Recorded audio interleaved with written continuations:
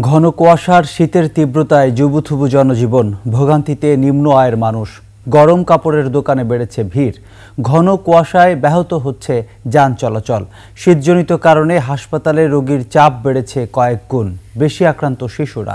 এদিকে রোগীর তুলনায় শয্যা কম থাকায় চরম ভোগান্তির শিকার রোগী ও স্বজনরা। প্রতিনিধিদের তথ্য ও ছবিতে ডেস্ক রিপোর্ট।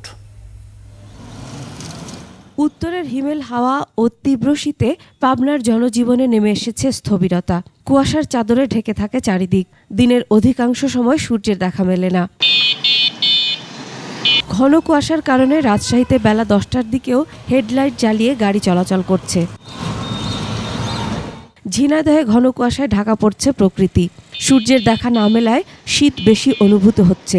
বিপাকে পড়েছে নিম্ন আয়ের মানুষ। মৌলভীবাজারে কনকনে ঠান্ডায় জনজীবন ব্যাহত। ঘন কুয়াশায় যানবাহন চলাচল ব্যাহত হচ্ছে। বেশি ভোগান্তিতে নিম্ন আয়ের মানুষ, বিশেষ করে চা শ্রমিকেরা। অন্যদিকে গরম কাপড়ের দোকানে বেড়েছে বেচাকেনা।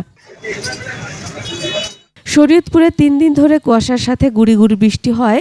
একদিকে বাড়ছে শীত, অন্যদিকে উদ্বেগজনক হারে বাড়ছে রোগবালাই। বেশি আক্রান্ত হচ্ছে শিশুরা। 100 শয্যার শরীয়তপুর সদর হাসপাতালের ডায়রিয়া ওয়ার্ডে শয্যা 10টি, কিন্তু প্রায় 7 গুণ বেশি রোগী হাসপাতালের বারান্দা আর মেঝেতে চিকিৎসা নিচ্ছেন। কালকে থেকে অনেকটাই বেটার। পেট ব্যথা ছিল, গত বৃহস্পতিবার এই হাসপাতালে আসছি।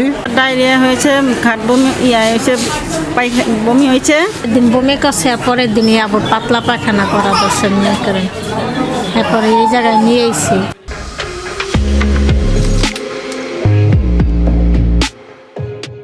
এতে রোগী ও স্বজনদের ভোগান্তির পাশাপাশি চিকিৎসা দিতে হিমশিম খাচ্ছে হাসপাতাল কর্তৃপক্ষ।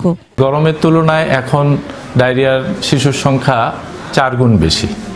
আর আমাদের এখানে আমরা যতটুকু পারছি চেষ্টা করছি। আমাদের এখানে 10টা সিট ডায়রিয়ার জন্য। বর্তমানে যে ডায়রিয়া রোগীগুলো আছে এর মধ্যে হয়তো 1/3 রোগী বেডে দিতে পারি, আর 2 ভাগ রোগী আমাদের ফ্লোরে রাখতে হয়। ফ্লোরে বেশি করে বারান্দায় প্লাস মেঝেতে রোগী আমাদের ভরপুর আছে।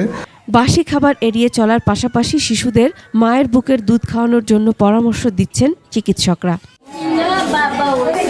Masum আলিসা, desk report, 21 television.